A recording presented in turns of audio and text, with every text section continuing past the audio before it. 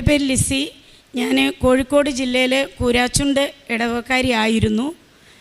ഞാൻ 2014 ഒരു സംരംഭകയായിട്ട് 4000 രൂപ മുതൽ മുടക്കിൽ സ്വന്തമായിട്ട് എന്തെങ്കിലും ചെയ്യണമെന്ന ആഗ്രഹത്താൽ ഒരു സംരംഭം തുടങ്ങി. സ്വന്തമായിട്ട് എന്തെങ്കിലും ഒരു ബിസിനസ് ചെയ്യണം എന്നുള്ള ആഗ്രഹത്താൽ ഞാനൊരു 4000 രൂപ മുതൽ മുടക്കി ഒരു മെഴുകുതിരി നിർമ്മാണം തുടങ്ങി.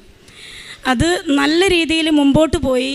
ആ സംരംഭം വളർന്ന് ഓൾ പേപ്പർ പ്രോഡക്റ്റ് മാനുഫാക്ചറിങ് യൂണിറ്റായി 10ഓളം വന്നും പോയും നിൽക്കുന്നതും സ്ഥിരമായിട്ടുള്ളവരുമായ 3-4 വർഷം കൊണ്ട് 10ഓളം സ്റ്റാഫിന് ശമ്പളം കൊടുക്കുന്ന നല്ലൊരു സംരംഭകയായിട്ട് മാറി. ഞാൻ മനോരമ പത്രങ്ങളിലും മാതൃഭൂമി, ദീപിക ഈ പത്രങ്ങളിലെല്ലാം, ഫോക്കസ് മനോരമയിലും നല്ല സംരംഭകയ്ക്കുള്ള പേജുകളിലെല്ലാം ഞാൻ ഇടം പിടിച്ചു.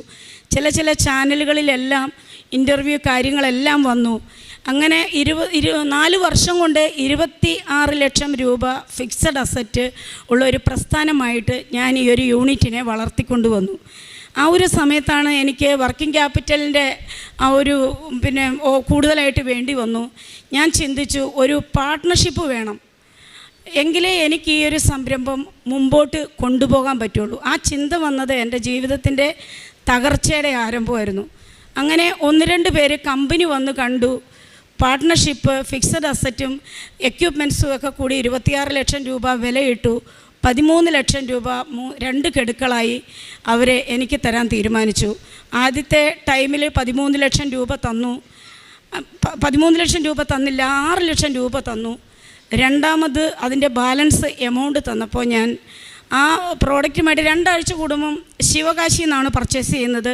ഞാൻ ഒറ്റയ്ക്കാണ് പോകുന്നത്. അവിടെ പോയി 10 ടണ്ണ് വീതം പേപ്പർ, വാഴയില, പേപ്പർ പ്ലേറ്റ്, ഗ്ലാസ്, എല്ലാ ഐറ്റംസിൻ്റെ റോ മെറ്റീരിയൽസ് 10 ടണ്ണിൻ്റെ ഒരു വണ്ടിക്ക് കയറ്റിവിടും. ഈ യാത്രയിൽ എൻ്റെ കയ്യിൽ നിന്നും പണനഷ്ടമുണ്ടായി. അങ്ങനെ യാത്രയിൽ ഈ പണം നഷ്ടപ്പെട്ടു. എന്ത് ചെയ്യണമെന്നറിയാതെ ഞാൻ നിന്നു. പക്ഷേ ആ സമയത്ത് എന്തോ ഇത്ര പേര് തൊഴിലാളികൾ നിൽക്കുന്നു, എനിക്ക് ഇത്രയും കഷ്ടപ്പെട്ട് ഞാൻ വളർത്തിക്കൊണ്ട് വന്ന ഒരു സ്ഥാപനം, എൻ്റെ ഒരു ഓവർ കോൺഫിഡൻസ് എന്തോ ആകാം, നഷ്ടപ്പെട്ട പൈസ ഇവിടെ ഒരു ദിവസം ഞാൻ അവിടെ വെയിറ്റ് ചെയ്ത് എന്ത് ചെയ്യണമെന്നറിയാതെ സമാനമായ തുക എൻ്റെ ഫ്രണ്ട്സിൻ്റെയും മറ്റുള്ളവരുടെ കയ്യിൽ നിന്നെല്ലാം ഞാൻ കളക്ട് ചെയ്ത് അവിടുന്ന് ലോഡ് എടുത്തു പോന്നു. പക്ഷേ ഈ പാർട്ട്ണർഷിപ്പ് വന്നവരോട് എനിക്കിത് തുറന്നു പറയാൻ പറ്റിയില്ല. കാരണം പറയണ്ട എന്ന് വിചാരിച്ചു. പറഞ്ഞാൽ ഇത് ഏത് രീതിയിൽ എടുക്കും, എൻ്റെ മകനോട് മാത്രം ഞാൻ പറഞ്ഞു. അങ്ങനെ ഇവർ ഏത് രീതിയിൽ എടുക്കും എന്ന് എനിക്കറിയില്ല. ഇങ്ങനെ എൻ്റേതായ ബുദ്ധി കൊണ്ട് ഞാൻ ഒരു അതിബുദ്ധി എന്നേ എനിക്കത് പറയാൻ പറ്റുള്ളൂ. അവിടുന്ന് മേടിച്ച് ഇവിടെ കൊടുത്ത്, ഇവിടുന്ന് മേടിച്ച് അവിടെ കൊടുത്ത് എങ്ങനെയൊക്കെയോ കാര്യങ്ങൾ കൈവിട്ടു പോയി. ആദ്യത്തെ 1 മാസം ഇവർക്ക് ലാഭം കൊടുത്തു. 2-ാമത്തെ മാസം പകുതി ലാഭം കൊടുത്തു. 3-ാമത്തെ മാസമായപ്പോഴത്തേക്കും എനിക്കൊന്നും കൊടുക്കാൻ വയ്യാതെ വന്നു. 6 മാസത്തോളം അവർ വെയിറ്റ് ചെയ്തു. അതിനുശേഷം അവർ വന്നു, കമ്പനി വന്നു, ഇത് സാധിക്കില്ല, സ്റ്റാഫുകളെല്ലാം ജോലി ചെയ്യുന്നുണ്ട്, ഇനി ഈ സ്ഥാപനം ഇങ്ങനെ മുന്നോട്ട് പോകാൻ പറ്റില്ല, അതുകൊണ്ട് നിങ്ങളിവിടെ നിന്ന് ഇറങ്ങിത്തരണം എന്നെന്നോട് പറഞ്ഞു. അപ്പം ഞാൻ കാലുപിടിച്ച് പറഞ്ഞു, നിങ്ങളോട് തുറന്ന് പറയാത്തത് എൻ്റെ തെറ്റാണ്, മാനേജ് ചെയ്യാമെന്ന് ഞാൻ വിചാരിച്ചു. അപ്പോൾ പറഞ്ഞു, അത് സാധിക്കില്ല, ഈ സ്ഥാപനത്തിൽ നിന്ന് നിങ്ങൾ ഇറങ്ങിത്തരണം, ഈ സ്ഥാപനം ഞങ്ങൾക്ക് നഷ്ടപ്പെടും, ഞങ്ങൾ മുടക്കിയ മുതൽ ഞങ്ങൾക്ക് കിട്ടണമെങ്കിൽ ഈ സ്ഥാപനം നിങ്ങൾ എഴുതി തരണമെന്ന് പറഞ്ഞു. അങ്ങനെ എൻ്റെ കയ്യിൽ നിന്ന് താക്കോല് വാങ്ങി സ്റ്റാഫൊക്കെ നോക്കി നിൽക്കുവാണ്. ഞാനൊരു കുറ്റവാളിയെപ്പോലെ ഞാൻ അവിടെ നിൽക്കുവാണ്. കാല് പിടിച്ച് പറഞ്ഞു, എനിക്ക് ഇനിയും ജീവിതം ഉണ്ടെങ്കിൽ, എന്നെ വിശ്വാസം ഉണ്ടെങ്കിൽ, എൻ്റെ അധ്വാനം, എൻ്റെ എഫർട്ട് കൊണ്ട് നഷ്ടപ്പെടുത്തിയ 13 ലക്ഷത്തിൻ്റെ ഇരട്ടി നിങ്ങൾക്ക് ലാഭമുണ്ടാക്കി തരാൻ പറ്റും. ഒരവസരം എനിക്ക് തരണം. ആ കൂടെ ഒരു പ്രാർത്ഥനയിൽ രൂപയിൽ നടക്കുന്ന ഒരാളും ഉണ്ടായിരുന്നു. അദ്ദേഹമാണ് ഏറ്റവും കൂടുതൽ മുൻകൈ എടുത്തത് എന്നെ ഇറക്കി വിടാൻ. ഞാൻ കണ്ണുനീരോടുകൂടി ഞാൻ അവിടുന്ന് പുറത്തിറങ്ങി. എൻ്റെ ആധാർ കാർഡ്, പാൻ കാർഡ് എല്ലാം കമ്പനിയിലാണ്, ബാങ്ക് പാസ്ബുക്ക് ഒന്നും എടുക്കാൻ ഇവർ സമ്മതിച്ചില്ല. പുറത്തിറങ്ങിയപ്പോൾ എന്നോട് പറഞ്ഞു, നിങ്ങളുടെ പാസ്പോർട്ട് വേണം. ഞാൻ 2008 ഫ്രാൻസിൽ ജോലി ചെയ്തതാണ്. അപ്പോൾ എനിക്ക് ആമവാദം വന്നു. അവിടുത്തെ ക്ലൈമറ്റുമായിട്ട് എനിക്ക് ജോലി ചെയ്യാൻ പറ്റാതെ വന്നിട്ടാണ് ഇവിടെ. അന്ന് ഹസ്ബൻഡിനൊരു ആക്സിഡൻറ്റ് വന്നിട്ട് എല്ലാം പോയി, സമ്പാദ്യമെല്ലാം പോയിരുന്നു. അങ്ങനെയാണ് ഈ 4000 രൂപ തുടങ്ങിയത് ഈ പ്രസ്ഥാനം. അങ്ങനെ ഞാൻ ഇറങ്ങിയപ്പോൾ ഇവർ പറഞ്ഞു, പാസ്പോർട്ട് കൊണ്ട് തരണം, ഇല്ലെങ്കിൽ നീ ഇവിടുന്ന് മുങ്ങും. അപ്പം എനിക്ക് ബുദ്ധി പോയില്ല. പാസ്പോർട്ട് കൊടുത്താൽ ഞാൻ ഈ കടം എങ്ങനെ വീട്ടും? പക്ഷേ ആ സമയം ചിന്തിക്കാനുള്ള ഒരു മനസ്സെനിക്ക് വന്നില്ല. ഞാൻ വീട്ടിൽ പോയി പാസ്പോർട്ട് എടുത്ത് കൊണ്ടുവന്ന് അതും കൂടി ഇവർക്ക് കൊടുത്തു. അതിനുശേഷം ഞാൻ വെറും കൈയോട് കൂടി ആ സ്ഥാപനത്തെ തിരിഞ്ഞു നോക്കി. എൻ്റെ സ്റ്റാഫ് എല്ലാവരും പുറത്തിറങ്ങി എന്നെ ഇങ്ങനെ നോക്കി നിൽക്കുന്നു. അവർക്ക് ആർക്കും ശബ്ദിക്കാൻ വയ്യ. അവർ പക്ഷം പറയാൻ വന്നവരോട് നിങ്ങൾ തരുമോ ഈ പൈസ? മുതലും അവരുടെ ലാഭവും എല്ലാം കൂടെ കൂട്ടി 21 ലക്ഷം രൂപ കണക്കെഴുതി വെച്ചിട്ടുണ്ട്. അപ്പോൾ അവരും അവിടെ നിശബ്ദമായി. ഞാൻ അങ്ങനെ എൻ്റെ വീട്ടിൽ വന്നു. വീട്ടിൽ വന്നു കഴിഞ്ഞപ്പോൾ ബാധ്യതയുള്ളവരൊക്കെ വീട്ടിലേക്ക് വരാൻ തുടങ്ങി.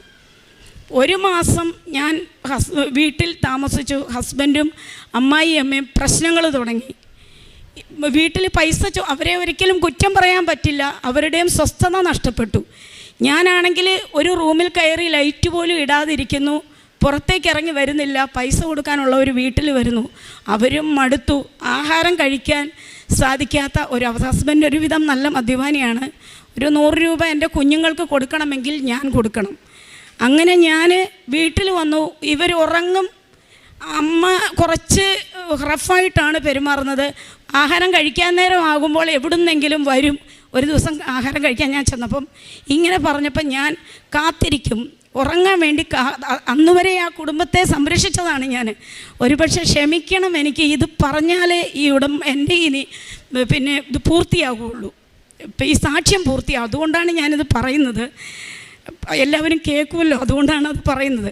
അപ്പം ഞാൻ ഉറങ്ങാൻ പാത്രത്തിൻ്റെ ഒച്ച കേൾപ്പിക്കാതെ ചോറെടുത്ത് അടുക്കള വശത്തു കൂടി മുറ്റത്ത് പോയി ഇരുന്ന് കഴിച്ച് ശബ്ദം കേൾക്കാതെ കഴുകി വെച്ചിട്ട് ഞാൻ പോയി കിടക്കും. ഇങ്ങനെയായി കഴിഞ്ഞു. സഹി കേട്ട് അമ്മ പറഞ്ഞു ഇവിടുന്ന് ഇറങ്ങിയേ മതിയാവൂ. ഒരു ദിവസം രാത്രി 12 മണിയായി. സന്ധ്യയ്ക്ക് 7:30 തുടങ്ങിയ വഴക്കാണ്. ഒരു 12:30 ആയപ്പം അമ്മ 2 ബാഗിൽ ഡ്രസ്സ് എടുത്തു. നീ ഇവിടുന്ന് ഇറങ്ങിയില്ലെങ്കിൽ ഞാൻ ഇറങ്ങും. ഞാൻ പറഞ്ഞു നേരം വെളുക്കുന്നവരെ ഞാൻ കിടന്നോട്ടെ, രാവിലെ ഞാൻ സമാധാനം ഉണ്ടാക്കാം. പറ്റില്ല, ഇപ്പോൾ ഇറങ്ങണം. അല്ലെങ്കിൽ ഞാൻ ഇറങ്ങുമെന്ന് അമ്മ മുറ്റത്തിറങ്ങി. ഞാൻ ചിന്തിച്ചു, വയസ്സായ അമ്മ ഇറങ്ങിയാൽ എല്ലാവരും എന്നെ കുറ്റപ്പെടുത്തും. അമ്മ പോകണ്ട, ഞാൻ പോകാമെന്ന് പറഞ്ഞ് വേഗം എനിക്കന്നേരം ഡ്രസ്സ് എടുക്കണോ എന്തെടുക്കണോ എന്നുള്ള ഒരു തോന്നിയില്ല. ഞാൻ വേഗം മുറ്റത്തേക്ക് ഇറങ്ങിക്കഴിഞ്ഞാണ് വിചാരിക്കുന്നത് ഡ്രസ്സ് എടുക്കണമല്ലോ എന്ന്. തിരിച്ച് ഡ്രസ്സ് എടുക്കാൻ കിടന്ന് നോക്കുമ്പോൾ ഹസ്ബൻഡ് പറഞ്ഞു നീ ഇട്ട വസ്ത്രത്താൽ ഇവിടുന്ന് ഇറങ്ങണം, ഞങ്ങൾക്ക് സമാധാനമായിട്ട് ജീവിക്കണം. ഞാൻ കരഞ്ഞു പറഞ്ഞു എനിക്ക് ഒരു ജോഡി ഡ്രസ്സ് മാറിയിടാൻ വേണം. സമ്മതിച്ചില്ല. മക്കൾ 2 പേരും ഉറങ്ങുവാണ്, പിള്ളേരറിയുന്നില്ല. ഞാൻ അവിടുന്ന് ഇറങ്ങി. അവർ വാതിലടച്ചു, ലൈറ്റ് ഓഫ് ചെയ്തു. മുറ്റത്തിൻ്റെ തൊട്ട് താഴെ ഒരു സ്ഥലമുണ്ട്, ഒരു പാറയൊക്കെ ആയിട്ട്. ഇപ്പുറത്തൂടെ വഴിയാണ്. ഞാൻ അവിടെ പതുങ്ങിയിരുന്നു. കാരണം ആൾക്കാർ അങ്ങനെ അങ്ങോട്ടും ഇങ്ങോട്ടും പോകും വരുമൊക്കെ ചെയ്യുന്നുണ്ട്. കാണണ്ട ടോർച്ചിൻ്റെ വെളിച്ചം കാണുമ്പോൾ ഞാൻ കുറച്ചും കൂടി കുനിഞ്ഞിരിക്കും. കാരണം ഇവിടെ ഇരിക്കുന്നത് എന്താണെന്ന് ചോദിക്കുമല്ലോ. ഒരുവിധം 4:30 വരെ ഞാൻ നേരം വെളുപ്പിച്ചു. 4:30 ആയപ്പം പതുക്കെ നടന്നു. ഞാൻ കൂരാച്ചുണ്ട് പോലീസ് സ്റ്റേഷനിൽ പോയി. അവിടെ ചെന്നപ്പോൾ അവിടെ സ്റ്റാഫൊക്കെ നൈറ്റ് ഡ്യൂട്ടിയിലിരിക്കുന്നവരാണ്. SI വരട്ടെ എന്ന് പറഞ്ഞു. വന്നു. ഞാൻ കാര്യം പറഞ്ഞു. അപ്പോൾ SI പറഞ്ഞു നിങ്ങളൊരു പരാതി എഴുതി തരണം. ഈ ഒരു കാര്യത്തിൽ ഞങ്ങൾക്ക് ചെയ്യാൻ പറ്റുന്നത് ഭർത്താവിനെയും അമ്മായിയമ്മേനെയും വീട്ടിൽ നിന്ന് ഇറക്കി വിട്ട് നിങ്ങൾക്കവിടെ താമസിക്കാം. ഞാൻ ആലോചിച്ചു, അത് വേണ്ട, അതും നെഗറ്റീവ് റിസൾട്ട് ഉണ്ടാക്കും എനിക്ക്. ഞാൻ പറഞ്ഞു വേണ്ട സാറേ, ഞാൻ എൻ്റെ കാര്യത്തിലൊരു തീരുമാനമാക്കിക്കോളാം. അമ്മ ഇത്രയും പ്രായമായതാണ്. ഞാനപ്പോൾ എൻ്റെ കയ്യിൽ ഒന്നുമില്ല. ഞാൻ അവർക്ക് 100 രൂപ വീതം വനിതാ SIയുടെ കയ്യിൽ നിന്നും എല്ലാവരുടെ കയ്യിൽ നിന്ന് അവർ കളക്ട് ചെയ്ത് 1000 രൂപ എൻ്റെ കയ്യിൽ തന്നു. ഇത് 2-3 ദിവസത്തേക്കോ ഒരാഴ്ചത്തേക്കോ കഴിയാനുള്ളതുണ്ട്. അതിനുള്ളിൽ എന്തെങ്കിലും ഒരു തീരുമാനമെടുക്കണം. ഞാനങ്ങനെ സ്റ്റേഷനിൽ നിന്ന് പുറത്തിറങ്ങി. ഞാൻ ഈ 1000 രൂപ കയ്യിലുണ്ട്. ഞാൻ നേരെ ബസ് സ്റ്റാൻഡിൽ ചെന്ന് ബസ് കയറി. കോഴിക്കോട് KSRTC ബസ്സിൽ ഞാൻ ഇറങ്ങി. അവിടെ ഇരുന്നു. ഞാൻ എന്ത് ചെയ്യണമെന്ന് എനിക്കറിയില്ല. പരിചയമുള്ളവരെന്നെ കാണും, അത് കാണാനും പാടില്ല. ഞാൻ വേഗം അവിടെ ഒരു ചർച്ച് ഏതാ ഉള്ളതെന്ന് അവരോട് അന്വേഷിച്ചു. അപ്പോൾ അമലാപുരി ചർച്ച്. ഞാൻ അവിടെ ചെന്നു. അവിടെ ചെന്നപ്പോൾ നിത്യാരാധന ചാപ്പലിൽ കയറിയിരുന്നു. അവിടെ കയറിയിരുന്നത് പ്രാർത്ഥിക്കാൻ വേണ്ടിയല്ല, എനിക്കാരും കാണരുത് എന്നെ, അതിനു വേണ്ടിയിട്ടാണ് ഞാൻ അവിടെ കയറിയിരിക്കുന്നത്. അങ്ങനെ അന്ന് നിത്യാരാധന ചാപ്പലിൽ വൈകുന്നേരം വരെ ഇരുന്നു. വൈകുന്നേരം ആയാൽ അവിടെ ഇരുത്തില്ലല്ലോ. 9 മണിക്ക് അടയ്ക്കും.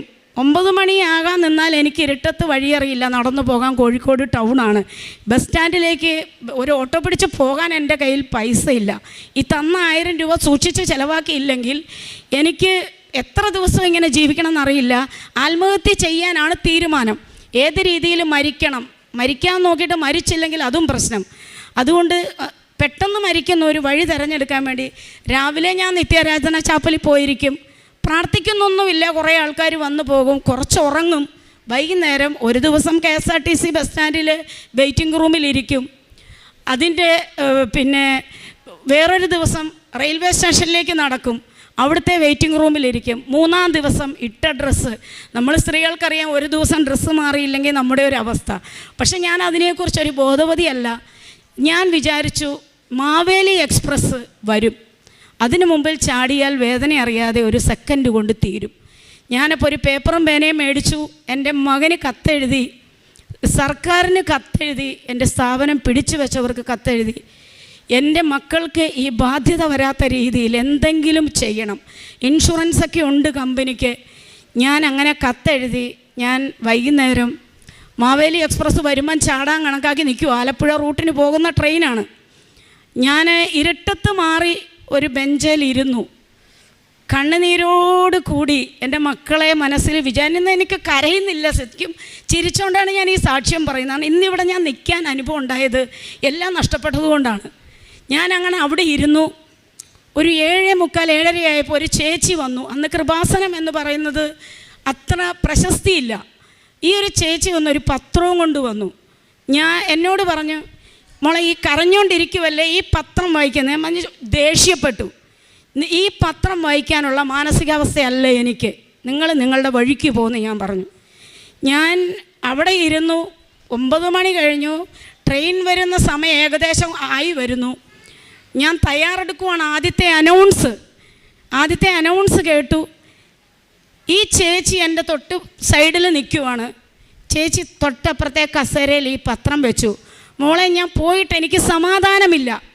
ഈ പത്രം ഞാനിവിടെ വെച്ചിട്ട് പോവുകയാണ്. ഈ പത്രം മോൾക്കൊരു ഉത്തരം തരും. മോൾ കരയുമല്ലേ, മനസ്സുണ്ടെങ്കിൽ ഇതെടുത്ത് വായിക്കൂ. ഞാൻ നോക്കിയില്ല, അവരെ നോക്കിയില്ല. എൻ്റെ ലക്ഷ്യം മുഴുവൻ റെയിൽവേ പാളത്തിലാണ്. വരുമ്പോൾ ചാടണം. ഉന്നം തെറ്റിപ്പോയാൽ പിന്നെ എല്ലാവരും കൂടി എന്നെ തല്ലിക്കൊല്ലും, പൈസ കൊടുക്കാനുള്ളവരൊക്കെ. ഞാനപ്പോൾ എന്ത് ചെയ്തു, ഒരു 2 മിനിറ്റ് കഴിഞ്ഞപ്പോൾ എൻ്റെ ശ്രദ്ധ ഈ പത്രത്തിലേക്ക് വന്നു. വെറുതെ ഞാൻ ഈ പത്രം കയ്യിലെടുത്തു. ആദ്യം നോക്കുമ്പോൾ സാക്ഷ്യങ്ങൾ, ക്യാൻസർ സുഖപ്പെട്ടു, കടബാധ്യത മാറി, പല കാര്യങ്ങൾ. 1 പേജ് വായിച്ചു, 2 പേജ് വായിച്ചു. ട്രെയിൻ വന്ന് നിന്നു. ചാടാൻ പറ്റിയില്ല. ട്രെയിൻ അവിടെ വന്ന് നിന്നു. ഞാൻ അപ്പോഴാണ് വിചാരിച്ചത് എൻ്റെ ഉദ്ദേശം ഇവിടെ നഷ്ടപ്പെട്ടു. അപ്പോൾ ഞാൻ എന്ത് ചെയ്തു എന്ന് ചോദിച്ചാൽ, എനിക്ക് ഈ പത്രത്തിൻ്റെ ലാസ്റ്റ് പേജ് നോക്കി, ഇതെവിടെയാണ്. അപ്പോൾ കൃപാസനം. അപ്പോൾ ഞാൻ ഒത്തിരി ബൈബിൾ വായിക്കുന്ന, അപ്പോൾ പുറപ്പാടിൻ്റെ പുസ്തകത്തിൽ ഒത്തിരി കൃപാസനം. അപ്പോൾ എൻ്റെ മനസ്സിലേക്ക് അത് വന്നു. ഈ കൃപാസനം എന്ന് ഞാൻ എവിടെയൊക്കെ കേട്ടിട്ടുണ്ട്. അപ്പോൾ അഡ്രസ്സ് നോക്കുമ്പോൾ കലവൂരൊന്നും എനിക്കറിയില്ല. ആ സമയം ഈ 1000 രൂപ കയ്യിലുള്ളതിൽ നിന്ന് എൻ്റെ ഇളയ കൊച്ചിന് പനി വന്നപ്പോൾ ഞാൻ എന്ത് ചെയ്തു, KSRTC ബസ്സിന് 100 രൂപ കയ്യിൽ വെച്ചിട്ട് ബാക്കി കൊടുത്തു വിട്ടു. മകന് ഹോസ്പിറ്റലിൽ കൊണ്ടുപോകാൻ. അങ്ങനെ 100 രൂപ എൻ്റെ കയ്യിലുള്ളൂ. 20 രൂപ ഒരു വെള്ളവും ഒരു പഴംപൊരിയും വാങ്ങി ഞാൻ ടിക്കറ്റ് എടുക്കാതെ ഈ ട്രെയിനിൽ കയറി. ഇതെങ്ങോട്ട്, ആലപ്പുഴ വഴിക്ക്. ഞാൻ ഈ നമ്പറിൽ വിളിച്ചിട്ട് ഇവിടെ ഫോൺ എടുക്കുന്നില്ല, കാരണം അത്ര രാത്രിയായല്ലോ. ഞാൻ ആലപ്പുഴ ഇറങ്ങി റെയിൽവേ സ്റ്റേഷനിൽ ഞാനവിടെ ഇരുന്നു. രാവിലെ ആയപ്പം ഫോൺ എടുക്കുന്നില്ല. 8:30 മണി കഴിഞ്ഞപ്പോൾ ഫോൺ എടുത്തു. ഞാൻ അവിടെ നിന്ന് അഡ്രസ്സൊക്കെ പറഞ്ഞു തന്നു, എവിടെ ഇറങ്ങണമെന്ന് പറഞ്ഞു തന്നു. കയ്യിൽ 80 രൂപയേ ഉള്ളൂ. ഞാൻ ഇവിടെ വന്നിറങ്ങുമ്പോൾ ഒരു ബ്രദർ ഫ്രണ്ടിൽ ഇരിപ്പുണ്ട്, ഒരു ചെയർ. അന്നൊരു ചെയറിട്ട് കുറച്ച് ഉടമ്പടി പത്രിക പച്ച വെച്ചിട്ട് അവിടെ ഇരിപ്പുണ്ട്. ഞാൻ ചോദിച്ചെങ്ങനെയൊക്കെയാണ് ഇവിടുത്തെ കാര്യങ്ങൾ. ബ്രദർ പറഞ്ഞു, ഉടമ്പടി എടുക്കണം, ചില്ലറ പൈസകളൊക്കെ വേണം. എൻ്റെ കയ്യിൽ 80 രൂപയേ ഉള്ളൂ. ഞാൻ പറഞ്ഞു, എൻ്റെ കയ്യിൽ പൈസ ഇല്ലല്ലോ ബ്രദറെ എന്ന് പറഞ്ഞു. അപ്പോൾ ബ്രദർ പറഞ്ഞു, അവിടെ ഓഫീസിൽ ചെന്ന് പറയൂ. ഞാൻ ഓഫീസിൽ ചെന്ന് പറഞ്ഞു, എൻ്റെ കയ്യിൽ പൈസ ഇല്ല, എനിക്ക് ഉടമ്പടി എടുക്കണം. അപ്പോൾ അവിടുന്ന് ഒരു ബ്രദർ എഴുന്നേറ്റ് വന്നു, ഇവിടെ ഓഫീസിൽ വന്ന് പറഞ്ഞു, ഈ കൊച്ചിന് ഉടമ്പടി എടുക്കണം, പൈസ വാങ്ങണ്ട എന്ന് പറഞ്ഞു. ഞാൻ ഈ ഉടമ്പടി എടുത്തു. ഉടമ്പടി എടുത്തു, കൗൺസിലിംഗ് ഉണ്ട്, അവിടെ പോയിരുന്നു. ഈ കാര്യങ്ങളെല്ലാം കേട്ടു. നിയോഗം എഴുതണമെന്ന് പറഞ്ഞു. 6 നിയോഗങ്ങൾ എഴുതാൻ ഞാൻ എന്തെഴുതണം? ചീപ്പ് വേണം, സോപ്പ് വേണം, മാറി കൊടുക്കാൻ ഡ്രസ്സ്, തോർത്ത്. എൻ്റെ ഏറ്റവും വലിയ നിയോഗങ്ങൾ അതാണ്. ഞാൻ ഇത് എഴുതണോ? തല ചായ്ക്കാൻ ഇടം വേണം. എന്ത് നിയോഗം എഴുതണം? ഞാൻ എഴുതിയില്ല. സോപ്പും ചീപ്പും വേണമെന്ന് എഴുതാൻ പറ്റുമോ? ഞാൻ എഴുതാതെ സിസ്റ്ററിൻ്റെ അടുത്ത് ചെന്നു. സിസ്റ്റർ പറഞ്ഞു, ഇത് പൂർത്തീകരിച്ചാൽ മാത്രമേ ഈ ഉടമ്പടി പൂർത്തിയാക്കാൻ പറ്റുള്ളൂ, നിയോഗം എഴുതി വരണമെന്ന് പറഞ്ഞു. ഞാൻ രണ്ടാമത് പോയി നിയോഗം എഴുതുമ്പോൾ ഈ അവസ്ഥയിലും ഉള്ളിലൊരു ചിരി വന്നു. കാരണം അതിന് മുമ്പ് എൻ്റെ മൂത്ത മകൻ ഏവിയേഷൻ പഠിച്ചതാണ് ചെന്നൈയിൽ. അന്ന് എനിക്ക് പഠിപ്പിക്കാൻ വകയുണ്ടായിരുന്നു. അതിലവന് വിദേശത്തേക്ക് പോകാൻ പറ്റിയില്ല. അതിനൊരുപാട് കടമ്പകൾ കടക്കണം. അപ്പം അവൻ പറഞ്ഞിരുന്നു, മമ്മി എനിക്ക് ആയുർവേദ നഴ്സിംഗ് പഠിച്ചാൽ ചിലപ്പം പെട്ടെന്ന് പോകാം നമ്മുടെ ഈ അവസ്ഥയിൽ. അപ്പോൾ 2-3 ദിവസം മുമ്പ് എൻ്റെ ഈ മകനെ ഞാൻ ചേർത്തല KVMൻ്റെ അവിടെ ആയുർവേദ നഴ്സിംഗ് പഠിപ്പിക്കാൻ കൊണ്ടുവിട്ടിട്ട് തിരിച്ച് ചെല്ലുമ്പോഴാണ് വീട്ടിൽ കയറ്റാത്തത്. അപ്പം എൻ്റെ മകൻ ഇവിടെ ഉണ്ട്. അപ്പോൾ എൻ്റെ മകനെ ദൈവം ഇവിടെ എത്തിച്ചു, എനിക്കൊരു സംരക്ഷണം തരാൻ. ഞാൻ അതാണ് വിശ്വസിക്കുന്നത്. ഞാനിപ്പോൾ ഇവിടെ വന്നു നിയോഗം എഴുതുമ്പോൾ എൻ്റെ മകൻ്റെ ഏറ്റവും വലിയ ആഗ്രഹമാണ് വിദേശത്ത് പോകണമെന്ന്. എനിക്കത് ചിന്തിക്കാൻ അർഹതയില്ലെങ്കിലും എഴുതണമല്ലോ 6 എണ്ണം. ഞാനിത് സാധിക്കുമെന്ന് കരുതിയല്ല ഞാൻ എഴുതിയത്. ആദ്യം എഴുതി എൻ്റെ മകൻ്റെ വിദ്യാഭ്യാസം പൂർത്തിയാക്കണം, കൊണ്ട് ചേർത്തതേ ഉള്ളൂ. ഹോസ്റ്റൽ ഫീസ് 5000 വേണം, ഫീസ് 1,80,000 രൂപ വേണം, അവൻ്റെ മറ്റ് ആവശ്യങ്ങൾ വേണം, ഇളയ കൊച്ചിന് പഠനം വേണം. എൻ്റെ അമ്മ മരിച്ചിട്ട് വർഷങ്ങളായതാണ്. ഫാദർ വേറെ വിവാഹം കഴിച്ചു, സ്വത്തൊക്കെ അവർക്ക് കൊടുത്തു. എനിക്ക് സഹോദരനും ആരുമില്ല. അപ്പം ഞാൻ വേണം, ഒരു 100 രൂപ വേണം ഈ കുഞ്ഞുങ്ങൾക്ക് കൊടുക്കാൻ വേണ്ടിയിട്ട്. അപ്പം ഞാൻ ഈ ഉടമ്പടിയിൽ ആദ്യത്തെ നിയോഗം അതല്ല, എന്നോട് ഈ ദ്രോഹം ചെയ്തവരോടല്ല, ക്ലാസ്സുകൾ കേട്ടപ്പോൾ ക്ഷമിച്ച് പ്രാർത്ഥിക്കണം എന്ന് പറഞ്ഞു. ക്ഷമിക്കാനൊരു കൃപ എനിക്ക് തരണമേ. എന്നോട് ദ്രോഹം ചെയ്തവരോടും എന്നെ ദ്രോഹിച്ചവരോടും മാപ്പ് ചോദിക്കാൻ ഒരുപോലെ അതെനിക്ക് സാധിക്കണമെന്ന് ആദ്യത്തെ നിയമം എഴുതി. രണ്ടാമത് എൻ്റെ മകന് വിദേശത്ത് പോകണം, അവൻ്റെ ഈ കോഴ്സ് പൂർത്തിയാക്കണം. ഈ 80 രൂപ തുച്ഛമായ പൈസയും വെച്ച് കിടക്കാൻ ഇടമില്ലാത്ത ഞാൻ എന്ത് നിയോഗം എഴുതും? മൂന്നാമത് എഴുതി ഇറക്കി വിട്ട അമ്മായിയമ്മയും ഭർത്താവും 10 ദിവസമെങ്കിലും ക്ഷമിച്ച് അങ്ങോട്ട് ക്ഷമ പറഞ്ഞ് എൻ്റെ അടുത്ത് വന്ന് താമസിക്കാനുള്ള അവസരം ദൈവം ഉണ്ടാക്കി തരണം. അടുത്ത നിയോഗം എഴുതി എൻ്റെ മകൻ, ഈ ഇളയ മകൻ സ്കൂളിൽ പോകാൻ മടിയാണ്. എല്ലാ ദിവസവും രാവിലെ പറയും, അവൻ എക്സ്ട്രാ ആക്ടിവിറ്റീസ്, ഫുട്ബോൾ, അതൊക്കെ. മമ്മി ഇന്നും കൂടെ ഞാൻ പോവുള്ളൂ, നാളെ എന്നോട് പറയരുത്. ഇങ്ങനെ പറയുന്ന ഒരു കൊച്ചിനെ അവിടെ ഉപേക്ഷിച്ചിട്ടാണ് ഞാൻ വന്നിരിക്കുന്നത്. ഈ മകനെ അമ്മ നടത്തണം. അവനെ മലയാളത്തിന് പോലും ജയിക്കില്ല. SSLCക്ക് എങ്ങനെയെങ്കിലും അവൻ കരകയറണം. ഞാനോ ഇങ്ങനെയായി. അതുങ്ങൾ സ്വന്തം കാലിൽ നിന്നാലേ മുമ്പോട്ട് ജീവിതമുള്ളൂ. അങ്ങനെ നിയോഗങ്ങളെല്ലാം പൂർത്തീകരിച്ചു. ഞാൻ സിസ്റ്ററിൻ്റെ അടുത്തുകൊണ്ട് കൊടുത്തു, പ്രാർത്ഥിച്ചു, തിരിച്ചു വന്നു. നല്ല പനി തുടങ്ങി, വിറയ്ക്കുന്നുണ്ട്. ഒരു പുതപ്പ് കിട്ടിയാൽ കൊള്ളാമെന്നൊക്കെ ഉണ്ട്. ഞാൻ ആ സമയത്ത് ഉടമ്പടി പൂർത്തീകരിച്ച് പോകാൻ ഇടമില്ലല്ലോ. എന്ത് ചെയ്യുമെന്ന് ആലോചിച്ച് അവിടെ ഒരു സിമെൻറ്റിൻ്റെ ഒരു സംഭവം കെട്ടിയിട്ടിട്ടുണ്ട്, അവിടെ കയറിയിരുന്നു. എന്താ ചെയ്യുക? ഇന്നോ നന്ദി ഉറങ്ങിയേ പറ്റൂ, പനിയുണ്ട്, ഗുളികയില്ല, ഒന്നുമില്ല. മാതാവിനോട് നോക്കി പറഞ്ഞു, എന്തായാലും ഞാൻ ഉടമ്പടി എടുത്തു, കേൾക്കാൻ പറ്റാത്ത നിയോഗങ്ങളും എഴുതിയിട്ടുണ്ട്, ഇതൊന്നും വേണ്ട എനിക്ക്. തൽക്കാലം ഇന്ന് എനിക്ക് തല ചായ്ക്കാൻ ഒരിടം തരണം മാതാവേ എന്നും പറഞ്ഞ് കണ്ണുനീരൊഴുക്കി. ഞാൻ കണ്ണടച്ച് പ്രാർത്ഥിച്ച് 3 മിനിറ്റ് കഴിഞ്ഞില്ല, ഒരു ചേച്ചി എൻ്റെ നേരെ നടന്നു വന്നു. എന്നോട് ചോദിച്ചു, എല്ലാവരും പോയല്ലോ, എന്താണ് പോകാത്തത്? ഞാൻ പറഞ്ഞു, ഞാൻ കോഴിക്കോട് നിന്ന് വരുന്നതാണ്, എനിക്ക് ഇന്ന് പോകാൻ പറ്റില്ല. ഈ കഥകൾ പറഞ്ഞാൽ വീട്ടിൽ കയറ്റില്ല, തൽക്കാലം ഒന്ന് കിടക്കണം, എൻ്റെ കൂടെ പോരെ നീ. ചേച്ചി പറഞ്ഞു. അവരുടെ വീട്ടിൽ പോയി പാരസിറ്റമോൾ തന്നു. ഉടമ്പടി പ്രാർത്ഥന തുടങ്ങിയില്ല, കുമ്പസാരം നടത്തിയിട്ട് വേണമല്ലോ തുടങ്ങാൻ. ഞാൻ ഇവിടെ വന്നു. പിറ്റേ ദിവസം ഒരു പേപ്പറും പേനയൊക്കെ കൊണ്ടാണ് വന്നത്. ഞാൻ ആദ്യം തൊട്ട് ഒരു വിശുദ്ധ കുമ്പസാരം നടത്തി. കാരണം എൻ്റെ ഓർമ്മ വെച്ച കണ്ണു തുറന്ന കാലം മുതൽ ഞാൻ എന്തൊക്കെയാണോ ചെറിയ ഒരു മാങ്ങ കാണാതെ എടുത്ത തെറ്റുകൾ മുതൽ ഞാൻ ഈ പേപ്പറിൽ എഴുതി വെച്ചു. ഞാൻ കുമ്പസാരത്തിന് 1.5 മണിക്കൂർ സമയം കരഞ്ഞു കുമ്പസാരിച്ചു. അച്ഛൻ എന്നോട് പറഞ്ഞ്, കുമ്പസാര കൂട്ടിൽ വെച്ച് ഒരു അത്ഭുതം നടക്കും. അങ്ങനെ കുമ്പസാരിച്ച് കഴിഞ്ഞപ്പോൾ എന്തൊക്കെയോ ഭാരം ഇറങ്ങിപ്പോയി. അങ്ങനെ ആണ് ഞാൻ ഈ ചേച്ചിയുടെ വീട്ടിൽ ചെന്ന് പിറ്റേ ദിവസം വന്നു. പിറ്റേ ദിവസം എനിക്ക് പോകാൻ സ്ഥലമില്ലല്ലോ, അവിടെ അങ്ങനെ നിൽക്കാൻ പറ്റില്ലല്ലോ. ഞാൻ ചിന്തിച്ച്, ഇവിടെ കഞ്ഞിയുണ്ട്, ആ സമയത്ത് കഞ്ഞി കൊടുക്കുന്നുണ്ട്, ഉച്ചയ്ക്ക് ഇവിടുത്തെ കഞ്ഞി കിട്ടും, രക്ഷപ്പെട്ടു. രാവിലെയും വൈകിട്ടും വേണ്ട, ഇവിടെ വെള്ളമുണ്ട് അവിടെ വെള്ളമുണ്ട്, അതൊക്കെ കുടിച്ച് അന്നത്തെ ദിവസമാകും. വൈകുന്നേരം ആകുമ്പോൾ ആലപ്പുഴ റെയിൽവേ സ്റ്റേഷനിൽ ലേഡീസിൻ്റെ വെയിറ്റിംഗ് റൂമിൽ പോയിരിക്കും. ഡ്രസ്സില്ല. ഈ 80 രൂപയും തീരാൻ പോവാണ്. 20 രൂപ. ഇവിടെ വന്നപ്പോൾ ഇവിടെ ഞാൻ ചില ആൾക്കാരോടൊക്കെ കൈ നീട്ടി വാങ്ങും. എനിക്കൊരു 20 രൂപ തരുമോ, ആഹാരം കഴിക്കാനല്ല, വണ്ടിക്ക് പോകാനാണ്. ഒരാഴ്ച 50 രൂപ കളക്ട് ചെയ്യും. അവിടെ പോയിരിക്കും. റെയിൽവേ സ്റ്റേഷനിൽ നിന്ന് തിരികെത്തി ചോദിച്ച് പ്രാർത്ഥിക്കും. രാവിലെ ഇവിടെ വരും. ഇവിടെ വന്ന് പ്രാർത്ഥിക്കാൻ എനിക്ക് ആ സമയമില്ല. മൈൻഡിൽ പ്രാർത്ഥനയില്ല. എനിക്ക് തലചായ്ക്കാൻ ഇടം വേണം. ഞാൻ ഇവിടെ വന്നിരിക്കും, അച്ഛൻ്റെ ക്ലാസ്സുകൾ കേൾക്കും, ഇവിടെ ഓരോരുത്തരെ സാക്ഷ്യങ്ങൾ കേൾക്കും. വൈകുന്നേരം അവിടെ പോയിരിക്കും. ഒരാഴ്ചക്കാലം ഇങ്ങനെ കടന്നുപോയി. ഒരു ഫോൺ വരുവാണ് റെയിൽവേ സ്റ്റേഷനിൽ ഇരിക്കുമ്പോൾ.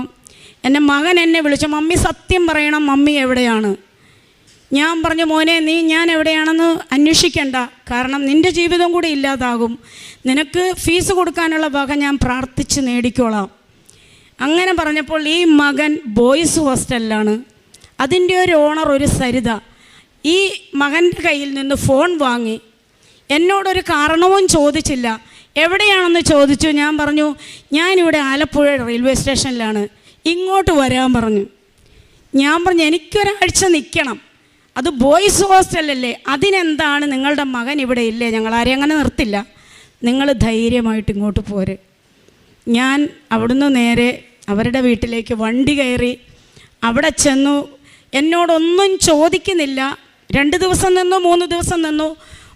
കാര്യങ്ങളെല്ലാം അവിടുത്തെ ഞാനും കൂടി നോക്കി നടത്താൻ തുടങ്ങി. ഇവരിപ്പോൾ എന്നോട് കുറച്ച് ദിവസം കഴിഞ്ഞപ്പോൾ എന്നോട് ചോദിച്ചു, എന്താണ് പ്രശ്നങ്ങൾ. വളരെ ചുരുങ്ങിയ പകുതി ആ സമയം ഇവിടെ ആ ഒരു കിടപ്പാടം കിട്ടുന്നതിന് മുമ്പ് ചാനലുകളിൽ എൻ്റെ ഫോട്ടോ സഹിതം വന്നുകൊണ്ടിരിക്കുവാണ്. സോഷ്യൽ മീഡിയയിൽ വരുന്നുണ്ട്. കാരണം ഇത്രയും ബാധ്യത വെച്ച് പോയല്ലോ. എന്നെ വിളിക്കും, ഞാൻ ഫോൺ എടുക്കും. എവിടെയാണ്? ഞാൻ കൃപാസനത്തിലാണ്. എന്നാൽ നിന്നെ ഇപ്പോൾ അവിടുന്ന് പൊക്കും. പക്ഷെ ആരും വന്നിട്ടില്ല. ഞാൻ സത്യം പറഞ്ഞു കൃപാസനത്തിലാന്ന്, വരുവാണെങ്കിൽ വരട്ടെ എന്ന് ഇല്ലെങ്കിൽ പിള്ളേർക്ക് പ്രശ്നമാവുമല്ലോ. ഞാൻ കൃപാസനത്തിലാണ്. അമ്മ എന്നെ കൈവെള്ളയിൽ ഒരാൾ പോലും എന്നെ വന്ന് എന്നോടൊരു അപമര്യാദയായിട്ട് പെരുമാറാത്ത രീതിയിൽ ചാനലിലും വാർത്ത വന്നു, സോഷ്യൽ മീഡിയയിൽ വന്നു, വാട്സപ്പ് വഴി വന്നിട്ട് എന്നെ ഒരു രീതിയിൽ പോലും ഒരു ഉറുമ്പ് കടിക്കാതെ എന്നെ സംരക്ഷിച്ചു. അങ്ങനെ എനിക്ക് ഈ അഭയം കിട്ടി. ഞാൻ അവിടെ ചെന്നു. ഞാൻ സൈക്കോളജി കൗൺസിലറാണ്. ഇവള് ഈ സരിതയോട് പറഞ്ഞ ഓരോ കാര്യം. അപ്പോൾ സരിതയുടെ വീട്ടുകാർ കംപ്ലീറ്റ് എതിർക്കാൻ തുടങ്ങി. ഏതോ നാട്ടിൽ നിന്ന് വന്ന ഒരു സ്ത്രീയെ വീട്ടിൽ കയറ്റി കിടത്താൻ പാടില്ല, ഹസ്ബൻഡ് അടക്കം.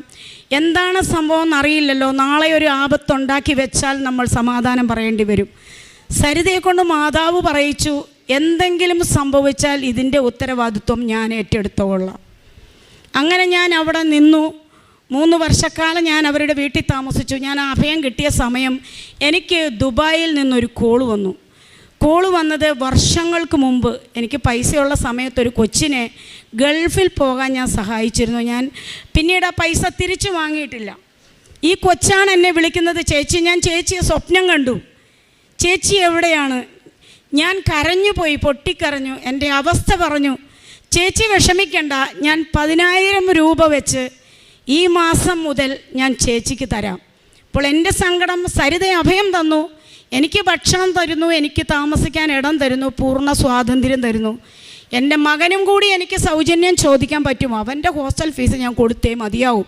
അതിനാണ് മാതാവിനോട് പ്രാർത്ഥിക്കുന്നത്. നിയോഗങ്ങളൊക്കെ മാറ്റി വെച്ചിരിക്കുകയാണ്. ഈ കൊച്ചു പറഞ്ഞു 10,000 രൂപ. അപ്പോൾ 5,000 രൂപ മതിയല്ലോ ഹോസ്റ്റൽ ഫീസ്. 5,000 രൂപ മറ്റുള്ള ചിലവുകൾക്ക് ഉള്ള കാര്യത്തിനായി. അങ്ങനെ ഈ 5,000 രൂപ കൃത്യമായിട്ട് വരാൻ തുടങ്ങി. സരിത വഴി എനിക്ക് ചെറിയ ചെറിയ കൗൺസിലിങ്ങുകളൊക്കെ കിട്ടി. ചിലർ പൈസ തരില്ല, ചിലർ തരും. ഇഷ്ടമുള്ളത് തരും. 100 രൂപയാണെങ്കിലും ഞാൻ മേടിക്കും, ഗതിയില്ലെന്ന് കണ്ടാൽ വാങ്ങില്ല. അങ്ങനെ ഞാൻ മുന്നോട്ട് നീങ്ങുവാണ്. ആ സമയത്താണ് മകൻ്റെ കോഴ്സ് പൂർത്തിയാക്കാൻ ഫീസ് അടയ്ക്കണം. 80,000 രൂപ ഫീസ് അടയ്ക്കണം. എന്ത് ചെയ്യും? അഭയം തന്നവരോട് പൈസ ചോദിക്കാൻ പറ്റുമോ? അന്ന് ഞാൻ എൻ്റെ എല്ലാം എനിക്ക് നഷ്ടപ്പെട്ടല്ലോ.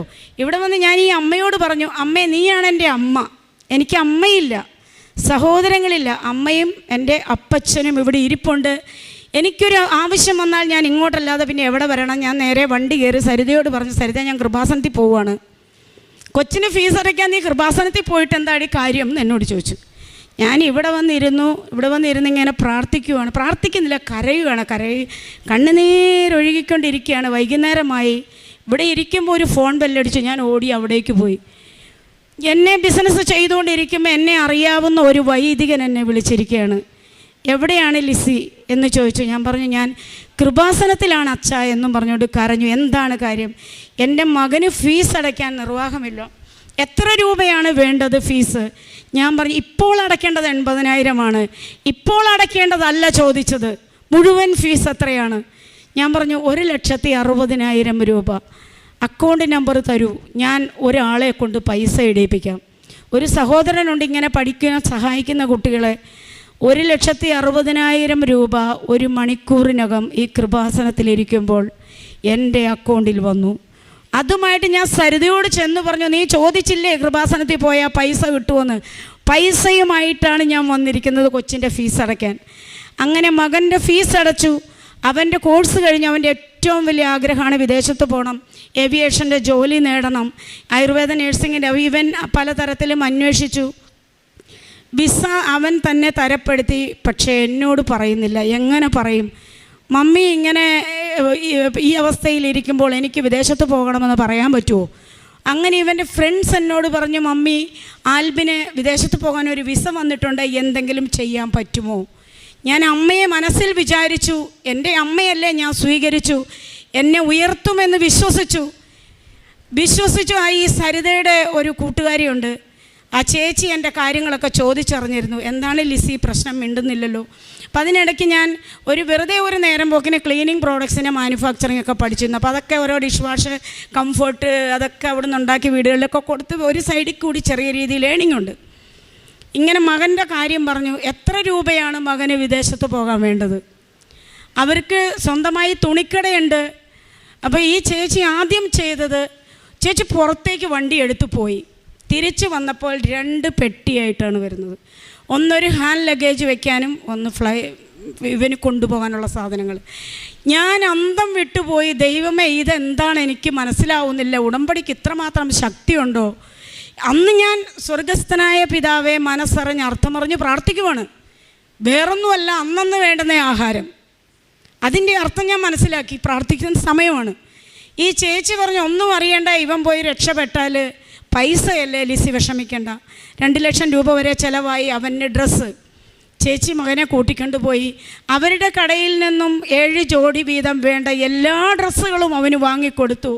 അപ്പം ഞാൻ സങ്കടമാണ്. എൻ്റെ കൂടെ എൻ്റെ മകനൊരു വിദേശത്ത് പോകുമ്പോൾ എൻ്റെ വീട്ടിൽ നിന്ന് ആരുമില്ലല്ലോ. ഞാനിങ്ങനെ വെറുതെ എൻ്റെ മാനുഷികമാണല്ലോ, ഒന്ന് കിട്ടിക്കഴിയുമ്പോൾ അടുത്ത സങ്കടം വരുന്നു. ഞാനത് ഇങ്ങനെ ചിന്തിച്ചപ്പോൾ ഇവർ പറഞ്ഞു, ഞങ്ങളുണ്ടല്ലോ വീട്ടുകാർ, എല്ലാവരും കൂടെ വന്നു. മാന്യമായും നല്ല സന്തോഷത്തോടു കൂടിയും എൻ്റെ മകനെ എയർപോർട്ടിൽ നിന്ന് ദുബായിലേക്ക് യാത്രയാക്കി. എൻ്റെ ഒരു ഘട്ടം പൂർത്തിയായി. അതിനുശേഷം എൻ്റെ ഇളയ മകൻ 10ാം ക്ലാസ്സിൽ ടീച്ചർ വിളിച്ചു പറഞ്ഞു, ഇവനെ SSLC പരീക്ഷ എഴുതിപ്പിച്ചിട്ട് കാര്യമില്ല, കാരണം ഇവിടെ 100% വിജയമാണ്, മലയാളത്തിന് പോലും ജയിക്കാത്ത ഈ കൊച്ചു സ്കൂളിൻ്റെ മാനം പോകും, അവ സ്കൂളിലും വരില്ലല്ലോ, അറ്റൻഡൻസ് ഇല്ല. ഞാൻ പറഞ്ഞു, ടീച്ചറെ ഞാൻ ഉടമ്പടി എടുത്തിട്ടുണ്ട്. ഉടമ്പടി എടുത്തു എന്ന് പറഞ്ഞിട്ട് എന്ത് കാര്യം, കൊച്ചു പഠിക്കേണ്ടതെന്ന് ചോദിച്ചു. ടീച്ചർ എന്ത് വന്നാലും അടുത്ത വർഷം എഴുതാം, ഇല്ലെങ്കിൽ മറ്റൊരാളെ വെച്ച് എഴുതി. ഞാൻ അതൊന്നും വേണ്ട, എനിക്ക് എൻ്റെ മകൻ ഈ പ്രാവശ്യം പരീക്ഷ എഴുതിയിരിക്കണം. റിസൾട്ട് വന്നപ്പോൾ 75% മാർക്കിൽ എൻ്റെ മകൻ SSLC പാസ്സായി. അങ്ങനെ അടുത്ത നിയോഗവും എനിക്ക് പൂർത്തിയായി. അങ്ങനെ വർഷം 2 കഴിഞ്ഞു. 3ാം വർഷത്തിലേക്ക് കടക്കുമ്പം അമ്മ സുഖമില്ലാതെ വന്നു. എന്നെ വിളിച്ചു. ഞാൻ ഫോൺ എടുത്തു. സംഭവിച്ചു പോയതിന് ക്ഷമ ചോദിച്ചു. എൻ്റെ നിയോഗമാണ്. ഞാൻ പോയി മാന്യമായ രീതിയിൽ കൊണ്ടുവന്നു. 10 ദിവസം എൻ്റെ സംരക്ഷണയിൽ ഇവിടെ താമസിച്ചു. ഞാൻ ഭക്ഷണം ഉണ്ടാക്കി കൊടുത്തു, മരുന്ന് കൊടുത്തു, സ്നേഹത്തോടെ നിന്നു. ഭർത്താവ് വന്നു, കൂട്ടിക്കൊണ്ടുപോയി. അപ്പോൾ കൊറോണ സമയമായി. സരിതയ്ക്ക് ഹോസ്റ്റലിൽ വിൽക്കണം. ഞാനുണ്ട്, കാരണം എത്രയും പെട്ടെന്ന് വിറ്റേ മതിയാകൂ. വിറ്റില്ലെങ്കിൽ അവൾ വളരെ വലിയ കടബാധ്യതയിലേക്ക് പോകും. പിള്ളേരില്ല. ഞാൻ ഈ സരിതയോട് പറഞ്ഞു, നീ എൻ്റെ കൂടെ പോര് കൃപാസനത്തിൽ, നീ ഹിന്ദുവാണെങ്കിൽ അതൊന്നും നോക്കണം, നീ എൻ്റെ കൂടെ വാ. ഞാൻ എന്തിനാണ്, നീ വാ, ഞാൻ പറഞ്ഞു തരാം എന്താന്ന് പറഞ്ഞാൽ. ഞാൻ ഇവിടെ വന്നു. അവിടെ കൗണ്ടറിൽ കൊണ്ടുപോയി ഞാൻ നീ ഉടമ്പടി എടുക്കുക, എന്താണെന്നൊന്നും അവനെ അറിയത്തില്ല. ബാക്കി കാര്യങ്ങളൊക്കെ ഞാൻ പറഞ്ഞു കൊടുത്തു. നീ ആദ്യം ഹോസ്റ്റലിൽ വിൽക്കാൻ എഴുത്. അവളെ ഹോസ്റ്റലിൽ വിൽക്കാൻ എഴുതി. 1 മാസത്തിനകം അത് മതിപ്പ് വില 55 ലക്ഷം രൂപയാണ്. 65 ലക്ഷം രൂപയ്ക്ക് ആ ഹോസ്റ്റലിൽ വിറ്റു. അവൾക്കും വിശ്വാസമായി. അങ്ങനെ ഞാനിങ്ങനെ ആ രീതിയിൽ മുമ്പോട്ട് പോവുകയാണ്. ഇവർ ഹോസ്റ്റലിൽ വിറ്റ് എനിക്കൊരു വീട് വേണമല്ലോ, വാടകയ്ക്കൊരു വീടെടുക്കണം, കാരണം ഇത് വിൽക്കുവാണ്. വാടകയ്ക്ക് വീടെടുക്കാൻ നോക്കിയപ്പം വീട്ടിലൊരു സ്റ്റൂൾ പോലും ഇടാനില്ല. റെയിൽവേ സ്റ്റേഷനിൽ കിടന്ന ഇടയ്ക്ക് എനിക്കെന്തിനാണ് ഫർണിച്ചർ? അതിൻ്റെ ആവശ്യമില്ലല്ലോ, ചിന്തിക്കുന്നില്ല. അമ്മ മാതാവിനോട് പറഞ്ഞ അഹങ്കാരമാണ്, എനിക്ക് ഫർണിച്ചർ വേണമെന്ന് ആഗ്രഹിച്ചാൽ അഹങ്കാരമാണ്. കാരണം റെയിൽവേ സ്റ്റേഷനിൽ ഷാള് വിരിച്ച് കിടന്നാണ് എൻ്റെ ജീവിതം ആരംഭിക്കുന്നത്, 2ാം ഘട്ടം. ഞാൻ അങ്ങനെ വിചാരിച്ചു, എന്ത് വന്നാലും വീടിൻ്റെ ഡെപ്പോസിറ്റ് കൊടുക്കാൻ പൈസ എല്ലാവരും തന്നു. 15 രൂപ ഡെപ്പോസിറ്റ്, 5000 രൂപ മാസ വാടക. അപ്പോൾ ഇവൻ്റെ പഠനം പൂർത്തിയായി വിദേശത്ത് പോയി. ആ കൊച്ചെനിക്ക് വീണ് ഞാൻ പറഞ്ഞു, മകന് ജോലി കിട്ടി, ഇനി ഈ പൈസ വേണ്ട, ചേച്ചിക്കിത് അവകാശപ്പെട്ടതാണ്, ചേച്ചിക്കൊരു വരുമാനമാണ്, ഇത്രയും ബാധ്യതയുണ്ടല്ലോ. അപ്പോൾ വാടക കൊടുക്കാൻ പൈസയായി. ഞാൻ അങ്ങനെ ഇവർ വീടെടുത്ത് തന്നു. താമസിച്ചിട്ടില്ല. ഒരു ദിവസം രാത്രി 11:30 ആയപ്പം സരിതയുടെ ഒരു കൂട്ടുകാരി എറണാകുളത്തുണ്ട്, ലക്ഷറി ഫ്ലാറ്റിൽ ജീവിക്കുന്നതാണ്. കൊച്ചിൻ്റെ പേര് ഹർഷ എന്നാണ്. ആ കൊച്ച് സരിതയെ വിളിച്ചിട്ട് കിട്ടാഞ്ഞിട്ട് എൻ്റെ നമ്പർ കളക്ട് ചെയ്ത് എന്നെ വിളിച്ചു. അപ്പോൾ എന്നെ വിളിച്ചു, ചേച്ചി എന്തു പറയുന്നു വിശേഷമൊക്കെ. സരിത വിളിച്ചിട്ട് ഫോൺ എടുത്തില്ല. എനിക്കൊരു കാര്യമുണ്ടായിരുന്നു, ചേച്ചി അർജൻറ്റായിട്ടൊന്ന് പറയാമെന്ന്. സരിത ഇവിടെ ഇല്ല, അവളൊരു സ്ഥലത്ത് പോയിരിക്കുകയാണ്, അതുകൊണ്ടാണ്. ആ വർത്തമാനം കുറച്ച് സമയത്തേക്ക് നീണ്ടു. എൻ്റെ കാര്യങ്ങളൊക്കെ ചോദിച്ചു. ഹോസ്റ്റലിൽ വിൽക്കുവാണല്ലോ ചേച്ചി, ഇനി എവിടെ പോകും? ഒരു വീടെടുത്തിട്ടിട്ടുണ്ട്, ഇനിയിപ്പോൾ എന്തെങ്കിലും 1-2 സ്റ്റൂളോ വല്ലതുമൊക്കെ മേടിക്കണം. ഈ കൊച്ച് അതൊക്കെ പറഞ്ഞ് ഫോണ് കട്ട് ചെയ്തു. 10 മിനിറ്റ് കഴിഞ്ഞപ്പോൾ എന്നെ തിരിച്ചു വിളിച്ചു, ചേച്ചി ഞങ്ങളുടെ ഫ്ലാറ്റിലുള്ള ഫർണിച്ചർ കുറേ നാളായി ഞാൻ വിചാരിക്കുന്നത് പുതുക്കണമെന്ന്. ലക്ഷറി ഫർണിച്ചറുകളാണ്, 2 ലക്ഷം രൂപ വില വരുന്ന ഫർണിച്ചറാണ്. ചേച്ചി ഒരു കാര്യം ചെയ്, അതിനൊരു 70,000 രൂപ, ചേച്ചിക്ക് 100 രൂപയാണോ തരാൻ പറ്റുമോ? 100 രൂപ എനിക്ക് തന്നാൽ മതി, ഒരു ദിവസം, ഇല്ലെങ്കിൽ ഒരാഴ്ച. ചേച്ചി ഇത് കൊണ്ടുപോയിക്കോ. ഞാൻ ഞെട്ടിപ്പോയി. ദൈവമേ, എൻ്റെ ആവശ്യം അറിഞ്ഞ് എനിക്ക് മുമ്പേ എൻ്റെ ഫർണിച്ചർ എടുക്കാൻ ചെല്ലുമ്പോൾ ഒരു തകരാറുകളുമെല്ലാം വാങ്ങിയിട്ട് 2 വർഷമായ റോയൽ ഫർണിച്ചറുകളെല്ലാം, സോഫ, ദിവാൻ കോട്ട്, കട്ടിലുകൾ 2 എല്ലാം ബോക്സ് കട്ടിൽ, പിന്നെ അങ്ങേയറ്റം അക്വേറിയം, ഒരു ആക്റ്റീവ വണ്ടിയടക്കം എടുത്തു വെച്ചിരിക്കുകയാണ് എനിക്ക് തരാൻ വേണ്ടിയിട്ട്. 1000 രൂപ കൊണ്ടുവരാൻ പറഞ്ഞു എന്നോട്, ഒരു കൈനീട്ടം. ഞാൻ 1000 രൂപ കൊണ്ടുപോയി പറഞ്ഞു. അവർ ഹിന്ദുക്കളാണ്, ഏതോ ദിശയിലേക്ക് ചേച്ചിയിൽ നിന്ന് ഞാനത് കൊടുത്തു. സാധനങ്ങൾ വണ്ടിയെ കയറ്റി വീട്ടിൽ കൊണ്ടുവന്നിറങ്ങി. വീട് നിറയെ ഫർണിച്ചറുകളായി. ദൈവമേ, ഞാൻ എവിടെയാണെന്ന് എനിക്കറിയില്ല. അങ്ങനെ ഒരു പുതിയ ജീവിതം ആരംഭിച്ചു. ഇടയ്ക്കമ്മ വരും, നാത്തൂൻ വരാൻ തുടങ്ങി, ഭർത്താവ് വരാൻ തുടങ്ങി. കുഴപ്പമില്ലാതെ മുന്നോട്ട് പോവുകയാണ്. അതിൻ്റെ ഇടയ്ക്കൂടെ ഈ ചീത്ത വിളികൾ നടക്കുന്നുണ്ട്. പൈസ കൊടുക്കാനുള്ളവർ രാവിലെ വിളി തുടങ്ങും, 4:30-ക്ക് വിളി തുടങ്ങും. ഫോൺ എടുത്തില്ലെങ്കിൽ 100 മിസ്ഡ് കോള്, 50 മിസ്ഡ് കോൾ. ഈ ലെവലിൽ ഫോൺ എടുത്താൽ അപ്പന് വിളിക്കും, അമ്മയ്ക്ക് വിളിക്കും, മക്കളെ കൊല്ലുമെന്ന് പറയും, എന്നെ തട്ടിക്കൊണ്ട് പോകുമെന്ന് പറയും. ഭീഷണികളുടെ ഘോഷയാത്രയാണ് അത്. ഒരു വഴിക്ക് നടക്കുന്നുണ്ട്. ഞാൻ കാല് പിടിക്കും, ഞാൻ വിശ്വാസ പ്രമാണം ചൊല്ലും. ഇവർ ചീത്തയും തെറിയും വിളിക്കുമ്പോൾ ഞാൻ വിശ്വാസ പ്രമാണം ചൊല്ലും. ഇത് കേൾക്കും, ഞാൻ പറയും, എനിക്കൊരു വരുമാനമുണ്ടാകുന്ന എൻ്റെ മകനൊക്കെ പോയിട്ടുണ്ട്, ഞാൻ കുറച്ചാണെങ്കിലും തരും.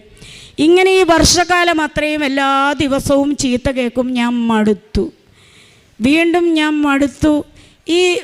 അതിനു മുമ്പ് ഞാൻ സാക്ഷ്യം പറയാൻ വന്നപ്പം സിസ്റ്റർ എന്നോട് പറഞ്ഞു, സാക്ഷ്യമൊക്കെ കുറേ എഴുതി, സാമ്പത്തിക കാര്യം ചോദ്യചിഹ്നമായിട്ട് നിൽക്കുവാണ്. ഉടമ്പടി എടുത്ത് സാക്ഷ്യം പൂർത്തിയാകണമെങ്കിൽ എല്ലാ നിയോഗങ്ങളും നടക്കണം. അതിൻ്റെ കാര്യം തീരുമാനമായിട്ടില്ല, അതൊക്കെ തീരുമാനമാക്കിയിട്ട് വാ സാക്ഷ്യം പറയാൻ പറഞ്ഞു.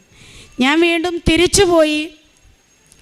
ഈ കഴിഞ്ഞ ആഴ്ച വരെ കേട്ടാൽ അറയ്ക്കുന്ന രീതിയിലുള്ള ചീത്ത വിളികൾ കേട്ട് എൻ്റെ ഓരോ ദിവസവും കടന്നു പോവുകയാണ്. 4 പേരുടെ മുമ്പിൽ എനിക്ക് ഇരിക്കാൻ വയ്യ. ഇരിക്കുമ്പോൾ ഫോൺ വരും, മറുപടി പറഞ്ഞാലും ഒരു അരമണിക്കൂർ കേട്ടാലും വീണ്ടും ഇവർ കട്ട് ചെയ്തിട്ട് വീണ്ടും വിളിക്കും. 1-2 പേരല്ല വിളിക്കുന്നത്. ഞാൻ എന്ത് ചെയ്തു? കഴിഞ്ഞ ആഴ്ച ഞാനൊരു തീരുമാനമെടുത്തു. ഞാനൊരു രാവിലെ പ്രത്യക്ഷീകരണ പ്രാർത്ഥന ചൊല്ലിയില്ല, എനിക്ക് എഴുന്നേക്കാൻ വയ്യ, ദുഃഖം. 2 പേരാണെങ്കിൽ ആത്മഹത്യ ചെയ്യും, വിഷം മേടിച്ച് വീട്ടിൽ ഞാൻ താമസിക്കുന്നിടത്ത് വരും. ആ ഒരു ലെവലിലൊക്കെയുള്ള സംസാരങ്ങൾ. വീണ്ടും ഞങ്ങൾ എൻ്റെ ഒരു ഫോട്ടോ വാട്സപ്പിലിട്ട് ഇപ്പോഴും കിടപ്പുണ്ട്. ഈ ഫോട്ടോ വെച്ചാണ് 2ാമത് ഞങ്ങൾ പണി തുടങ്ങും. അങ്ങനെ പറഞ്ഞു. ഞാൻ എന്ത് ചെയ്തു? പ്രത്യക്ഷീകരണ പ്രാർത്ഥന 11 മണിയായിട്ടും ചൊല്ലിയില്ല. 11 മണിയായപ്പോൾ ഞാൻ നീലത്തിരി കത്തിച്ച് വെച്ച് പ്രത്യക്ഷീകരണം ചൊല്ലി. അതിനിടയ്ക്ക് എനിക്ക് കണ്ണിനൊരസുഖം വന്നു. കണ്ണ് പുറത്തേക്ക് ഉന്തി വീർത്തിരിക്കുകയാണ്. ആമവാദത്തിൻ്റെ അസുഖം അധികരിച്ച് അതൊരു 3rd സ്റ്റേജ് ആകുമ്പോൾ കണ്ണിന് എഫക്റ്റ് ചെയ്യും. അപ്പം അത് കണ്ണ് ദ്രവിച്ചു പോകാനുള്ളൊരു ഘട്ടം ആരംഭമാണ്. സ്ക്ലീറൈറ്റിസ് എന്ന് പറഞ്ഞ അസുഖമാണ്. അതിന് മെഡിസിൻ കഴിക്കുമ്പോൾ ബൈസിലോൺ എന്ന് പറഞ്ഞൊരു ടാബ്ലറ്റാണ്. അത് കഴിക്കുമ്പോൾ ഡയബറ്റിക് വരും. 3 നേരവും ഇൻസുലിൻ എടുക്കണം. ഞാൻ ആ ടാബ്ലറ്റ് കഴിക്കൽ നിർത്തി. അങ്ങനെ കണ്ണിനൊരസുഖം. എൻ്റെ മുഖത്തേക്ക് നോക്കാൻ ആൾക്കാർക്ക് ഭയമാണ്. കാരണം കണ്ണ് ഫോട്ടോയുണ്ട്. കഴിഞ്ഞ ആഴ്ച വരെ എൻ്റെ ആ കണ്ണിങ്ങനെയാണ് ഇരുന്നത്. കരിനീല കളറിൽ ഒരാൾക്ക് എൻ്റെ മുഖത്തേക്ക് നോക്കാൻ പേടിയാണ് ഈ കണ്ണ്. ഞാൻ അങ്ങനെ വേദനയുണ്ട്. എനിക്ക് ലൈറ്റ് ഇടത്തില്ല, വെയിലടിക്കത്തില്ല, സൂര്യപ്രകാശത്തെ നോക്കത്തില്ല. ആൾക്കാർക്ക് പേടി, ഇത് പകരുന്ന രോഗമാണോ, കണ്ണി സുഖമാണോ. പോട്ടെ, ഞാൻ എന്ത് വന്നാലും ഈ പറഞ്ഞു നിർത്തിയിരുന്നും തുടങ്ങുവാണ്. പ്രത്യക്ഷീകരണ പ്രാർത്ഥന തിരികെത്തിച്ചു. അത് ചൊല്ലി അതിനുശേഷം വൈകുന്നേരം ഒന്നും ആകാൻ കാത്തില്ല. അപ്പം തന്നെ ഞാൻ സായാഹ്ന പ്രാർത്ഥന ചൊല്ലി മാതാവിൻ്റെ മുമ്പിൽ നിന്ന് ഞാനൊരു തീരുമാനമെടുത്തു. ഞാനിപ്പോൾ പോയി കിടക്കാൻ പോവുകയാണ്. ഇനി ഞാൻ മാതാവെ, എനിക്ക് തെറി കേൾക്കാൻ വയ്യ, എൻ്റെ ഈശോപ്പച്ച തെറി കേൾക്കാൻ വയ്യ. ഇനിയൊരു ജലപാനം ഞാൻ കഴിക്കണമെങ്കിൽ എനിക്ക് ഈ കടബാധ്യതയിലൊരു സമാധാനമുണ്ടാകും. എനിക്ക് പണം വേണ്ട, എന്നോട് ക്ഷമിച്ച് എനിക്ക് സാവകാശം തരണം. എനിക്കൊരു ഭവനം വേണ്ട, അത് എന്ന് ഈശോയ്ക്ക് തരാൻ പറ്റുമെങ്കിൽ മാത്രം മതി. ഞാൻ പ്രാർത്ഥിക്കുവാണ്. ഭക്ഷണം ഉപേക്ഷിച്ചു. ഒന്നുകിൽ എൻ്റെ ജീവൻ എടുക്കണം, നിത്യതയിലേക്ക് പോകാൻ അർഹതയുണ്ടെങ്കിൽ പോകണം, ഇല്ലെങ്കിൽ എനിക്ക് മറുപടി തരണം. ഞാൻ കട്ടിലേ പോയി കിടന്നു. ആദ്യത്തെ ദിവസം കിടന്നു, വലിയ ക്ഷീണമൊന്നുമില്ല. അവിടെ തന്നെ കിടന്നു, തിരിയുന്നു മറിയുന്നു ഒന്നുമില്ല. മുകളിലേക്ക് നോക്കി കിടക്കുവാണ്. കണ്ണുനീരൊഴുകുന്നു, കോളുകൾ വരുന്നു, ഞാൻ എടുക്കുന്നില്ല. 2ാമത്തെ ദിവസവും ഇങ്ങനെ തന്നെ കടന്നുപോയി. വൈകുന്നേരമായപ്പോൾ എൻ്റെ നാവൊക്കെ അല്പം കുഴയാൻ തുടങ്ങി. തീരുമാനമാകട്ടെ, പതുക്കെ ഇറങ്ങിപ്പോയി പുറത്തെ ഗേറ്റ് പൂട്ടി. ആരും കയറി വരണ്ട, എനിക്കിനി തെറി കേൾക്കാൻ വയ്യ. മക്കളെ കൊല്ലും, ഇളയ മകനെ കൊല്ലുമെന്ന് ഭീഷണിപ്പെടുത്തുന്നു. അവന് നൊന്താലേ നീ വരുവുള്ളൂ എന്ന് പറയുന്നു. വേണ്ട, ഞാൻ ഉള്ളത് കൊണ്ടല്ലേ എന്ന് വിചാരിച്ച് ആത്മഹത്യ ചെയ്യില്ല. ഞാൻ ഭക്ഷണം കഴിക്കാതെ എൻ്റെ ജീവൻ ഇങ്ങനെ പോകാനാണ്. ഈശോയ്ക്ക് ഇഷ്ടമെങ്കിൽ നടക്കട്ടെ എന്ന് വിചാരിച്ച് ഞാൻ അവിടെ കിടന്നു. 3ാം ദിവസം രാവിലെ പ്രത്യക്ഷീകരണ പ്രാർത്ഥന ചൊല്ലാൻ നാവ് ചലിക്കുന്നില്ലെങ്കിലും ഒരു നീലത്തിരി മനസ്സിൽ സങ്കല്പിച്ചുകൊണ്ട് ഞാൻ പതിയെ ചൊല്ലിക്കഴിഞ്ഞപ്പോൾ പെട്ടെന്ന് എൻ്റെ മനസ്സിലേക്ക് ഒരു കാര്യം വന്നു. ഞാനൊരു ഉടമ്പടി ധ്യാനം കേട്ടിരുന്നു. ജോസഫ് അച്ഛൻ പറയുവാണ്, മനുഷ്യന് അസാധ്യമായ കാര്യങ്ങളിലെ ദൈവം ഇടപെടുകയുള്ളൂ. മനുഷ്യനെ കൊണ്ട് സാധിക്കുന്ന കാര്യങ്ങളും കൊണ്ട് ഉടമ്പടി എടുക്കാൻ വന്നാൽ അതിന് കാലതാമസം നേരിടും. ദൈവത്തിന് ജോലി വേണ്ടേ? ദൈവത്തിന് ജോലി വേണമെങ്കിൽ മനുഷ്യർക്ക് ചെയ്യാൻ പറ്റുന്ന കാര്യമാണെങ്കിൽ അവിടെ ദൈവം പെട്ടെന്ന് ഇടപെടി. ഈ ഒരു കാര്യം എൻ്റെ മനസ്സിലേക്ക് ഓടി വന്നു. ഞാൻ എനിക്ക് എഴുന്നേക്കാൻ വയ്യ. വളരെ തളർന്ന അവശതയായി ഞാൻ വലിഞ്ഞെഴുന്നേറ്റ് ഒരു പേനയും പേപ്പറും എടുത്തു. ലൂക്ക 18:27 എനിക്ക് എഴുതാൻ പറ്റുന്നില്ലെങ്കിൽ പോലും മനുഷ്യനാൽ അസാധ്യമായത് ദൈവത്തിന് സാധ്യമാണ്. ജോസഫ് അച്ഛൻ പറഞ്ഞല്ലോ, മനുഷ്യന് സാധിക്കാത്ത കാര്യമാണെങ്കിൽ മാത്രം ദൈവം അവിടുന്ന് പെട്ടെന്ന് ഉടമ്പടിക്ക് മറുപടി കിട്ടും. ഇങ്ങനെ പറഞ്ഞല്ലോ എന്ന് വിചാരിച്ച് കുറേ എന്തൊക്കെയോ എഴുതി വെച്ചു. ഞാൻ വീണ്ടും കിടന്നു. എൻ്റെ ഫോണിൽ കോള് വരാൻ തുടങ്ങി.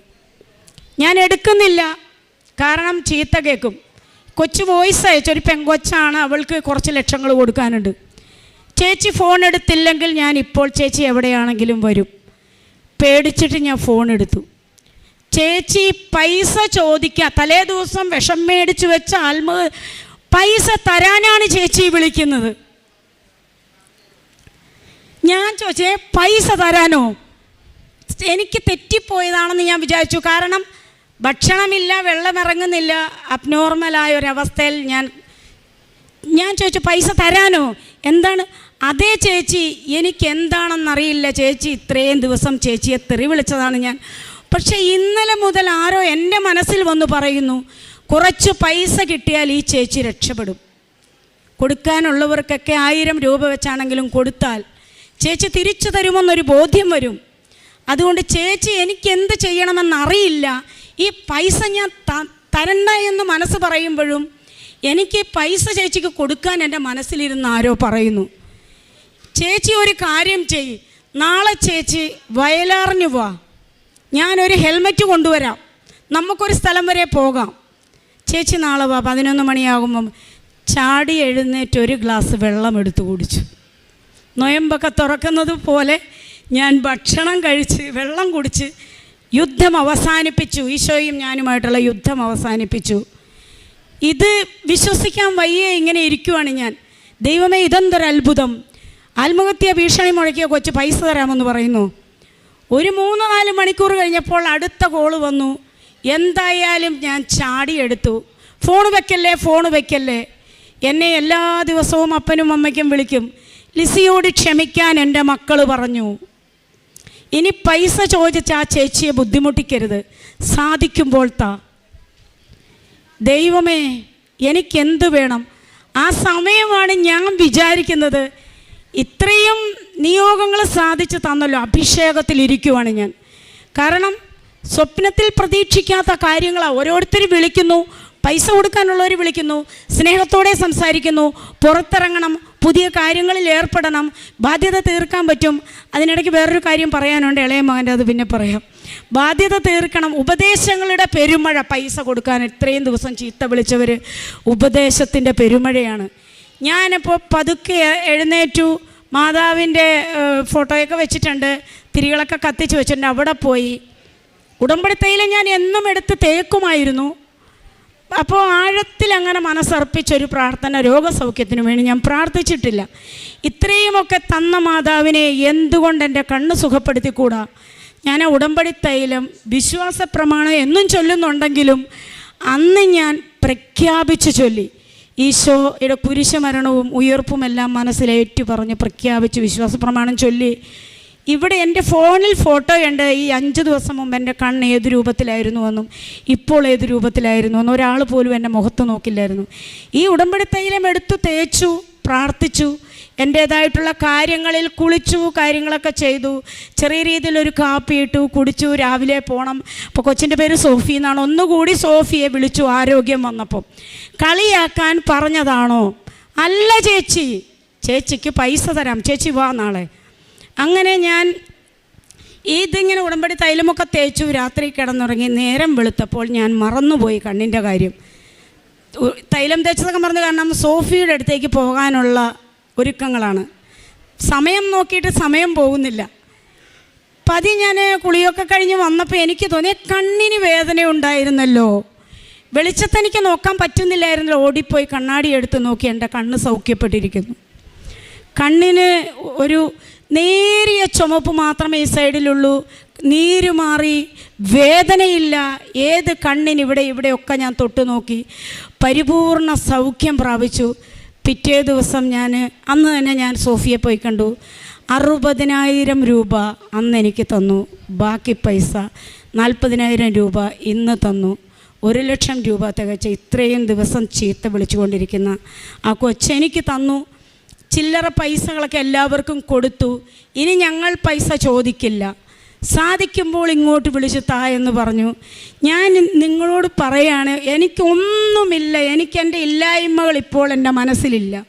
എനിക്കെന്തില്ല എന്ന് ഞാൻ ചിന്തിക്കുന്നില്ല. എനിക്കെന്തുണ്ട് എന്ന് മാത്രമേ എൻ്റെ മനസ്സിലുള്ളൂ. അതിനുശേഷം ഈ ഇളയ മകൻ, അവന് ഞാൻ ഇവിടെയാണല്ലോ, ഇളയ മകൻ SLC ഒക്കെ പാസ്സായി, +2 പോകുന്നു. ഞാൻ വിചാരിച്ചു അമ്മ പ്രായമായി, അമ്മയ്ക്ക് ആഹാരം വെച്ച് കൊടുക്കാനുള്ള പ്രാപ്തിയൊക്കെ ഏറെക്കുറെ വയ്യ. അപ്പോൾ കണ്ണിന് ഇച്ചിരി പ്രശ്നമുണ്ട്. പൈസയുടെ ബാധ്യതകൾ അവിടെയുള്ളത് കൊണ്ട് കുടുംബത്തെ ഇവിടെ കൊണ്ടുവരാൻ പറ്റില്ല. അവരവിടെ ഉള്ളത് കൊണ്ടാണ് പല രീതിയിലും ചെറിയ രീതിയിൽ കാര്യങ്ങൾ പോകുന്നത്. വീണ്ടും ഞാൻ ഇവിടെ വന്നു. എൻ്റെ മകന് എന്തെങ്കിലും ഒരു നല്ല വഴിയിലേക്ക് എൻ്റെ മകനെ വിടണം. ഈ മോൻ എന്നോട് പറഞ്ഞു, മെൽബിൻ എന്നാണ് പേര്, മമ്മി എനിക്ക് സ്കൂബ ഡൈവിങ് പഠിക്കാനാണ് ഇഷ്ടം. സ്കൂബ ഡൈവിങ് കോഴ്സിനെ കുറിച്ച് ചിലർക്കെങ്കിലും അറിയുമായിരിക്കും. ആഴക്കടലിൽ ഓക്സിജനൊക്കെ വെച്ച് പോയി മുങ്ങൽ വിദഗ്ധനെന്ന് വേണമെങ്കിൽ പറയാം. അത്രയും വലിയൊരു കോഴ്സ് എൻ്റെ മകൻ തിരഞ്ഞെടുത്തു. അപ്പം ഞാൻ നോ പറഞ്ഞില്ല. എല്ലാവരും നിരുത്സാഹപ്പെടുത്തി. കടലിനടിയിലേക്ക് നേരിട്ട് മുങ്ങുന്ന വിദേശികൾ മാത്രം പഠിക്കുന്ന ഒരു കോഴ്സാണ്. കേരളക്കാർ വളരെ കുറവാണ്. ഇത് മാത്രമേ ഉള്ളൂ മോനെ കറിയാം. എനിക്കത് മതി മമ്മി. അവൻ നീന്താൻ ഭയങ്കര മിടുക്കനാണ്. അങ്ങനെ അവൻ ആ കോഴ്സിന് പോയി. ഇൻഡിപെൻഡൻസ് ഡേയുടെ അന്ന് ഇന്ത്യ ഗവർണറുടെ കയ്യിൽ നിന്ന് അവൻ ഡയറക്റ്റ് 40 മീറ്റർ അച്ചീവിന് ഒരു അവാർഡ് വാങ്ങി.